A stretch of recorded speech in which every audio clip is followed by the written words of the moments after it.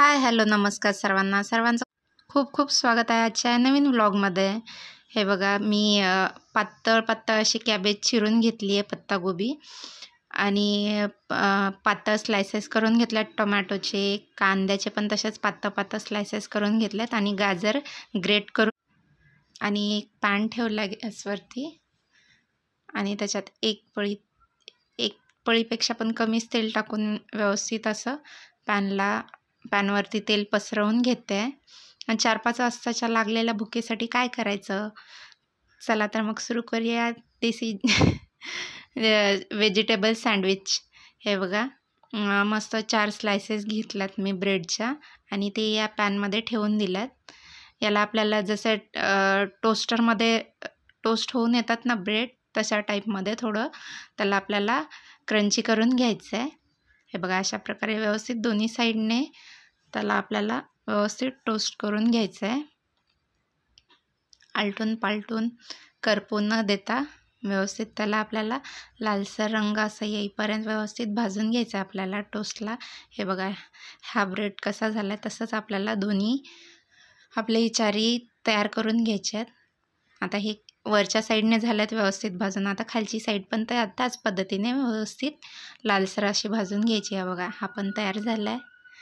हे सर्व आता व्यवस्थित दोन्ही साईडने भाजून झाले आहेत. हे मी एका प्लेटमध्ये काढून घेते. हे बघा, अशा प्रकारे काढून घेऊन दुसरी पण बॅच मी तशीच टाकली आहे. 4 स्लायसेस परत थोडंसं तेल टाकल्यामुळे काय होतं माहिती आहे का, जे ब्रेडचे क्रम्स असतात ना, ते चिकटणार नाही. त्यासाठी मी त्यात तेल टाकून थोडंसं मग ब्रेड ठेवते. आणि हे दुसऱ्या सँडविचची तयारी लगेच केली आहे मी. लगेच गरम असलेल्या पॅनवरती ठेवून दिल्यात ब्रेड. याला पण सेम पहिलं जसं आपण केलं त्याच पद्धतीने आलटून पालटून व्यवस्थित लालसर असा रंग येईपर्यंत व्यवस्थित भाजून घ्यायचं आहे. आणि हे बघा, आता याला आपल्याला व्हेजिटेबल्स भरायचे आहेत यामध्ये, या सँडविचमध्ये. ह्या वाटीमध्ये मी शेजवान चटणी आणि सॉस हे दोन्ही मिक्स केलं आहे.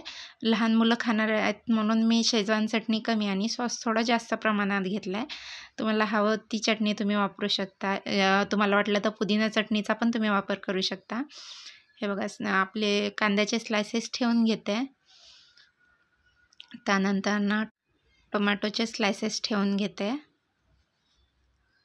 हे बघा, अशा प्रकारे. आणि ग्रेट केलेला म्हणजे खिसलेला गाजर, आणि त्यानंतर मी अंड्याची पोळी बनवलेली, अंडा ऑमलेट बनवलेला, ते पण ठेवून घेते. तुम्हाला नसेल फक्त तुम्ही व्हेजिटेबल पण टाकून व्यवस्थित आपला सँडविच बनवू शकता. आता त्या अंड्याच्या पोळीवरती थोडंसं सॉस टाकून घेतला, आणि त्यानंतर बारीक चिरलेला पत्तागोबी किंवा कॅबेज म्हणतात ना, ते टाकून घेतलं. आणि त्याच पद्धतीने दुसऱ्या ब्रेडला पण सॉस लावून घ्यायचा आहे, सॉस आणि शेजवान चटणी मिक्स असलेली. हे बघा, थोडं कॅबेजवरती टाकून द्यायचं, कसं ते ड्राय होणार नाही त्यासाठी. हे बघा, अशा प्रकारे दुसऱ्या पण ब्रेडला लावून घेतलं आहे. आणि हा आहे डॉक्टर ओटकरचा मायोनीज, हे पण टाकून घेते. यामुळे खूप मस्त अशी चव येते आणि खूप मस्त लागतात हे. हे बघा, अशा प्रकारे टाकून घेते. आणि आपल्याला ते ब्रेडवरती पण टाकून घ्यायचं आहे घरच्या घरी. आणि असेल त्या भाज्यांमध्ये तुम्ही यामध्ये कॅप्सिकमचा पण वापर करू शकता, म्हणजे शिमला मिरचीचा पण वापर करू शकता. माझ्याकडे नव्हती म्हणून मी नाही, असेल तर तुम्ही नक्की वापरा. आणि थोडीशी कोथिंबीर टाकली आहे चिरून. हे बघा, अशा प्रकारे व्यवस्थित प्रेस करून हा आपला बनला पहिला सँडविच. तुम्हाला हवी तर 2 लेअरचा पण करू शकता तुम्ही. मी एकाच लेअरचा केला आहे, कारण लहान मुलं खाणार आहेत, मग ते जास्त असं त्यांना पकडता वगैरे नाही येणार. त्यामुळे मग मी घरच्या घरी असा सोप्या पद्धतीनं बर्गर लहान मुलांना कळणार पण नाही, आणि म्हणजे असं बघून भाज्यासुद्धा त्यांच्या पोटात जातील. आणि तेही ताज्या भाज्या म्हटल्यानंतर मग काय, पोषणही आणि त्यात पोट भरून नाश्ताही.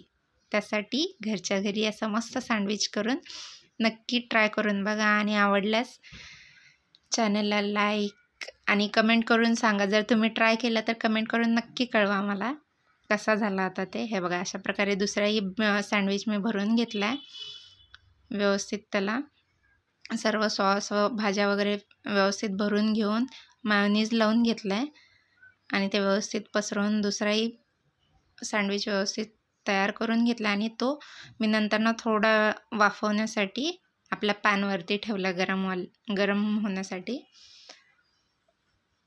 ह्याला थोडंसं प्रेस करून असं दोन्ही साईडने आपल्याला थोडंसं शॅलो फ्राय करून घ्यायचं आहे. हे बघा अशा प्रकारे दोन्ही तसेच करून घ्यायचे आहेत आपल्याला. हा बघा दुसरा पण पलटला आहे मी.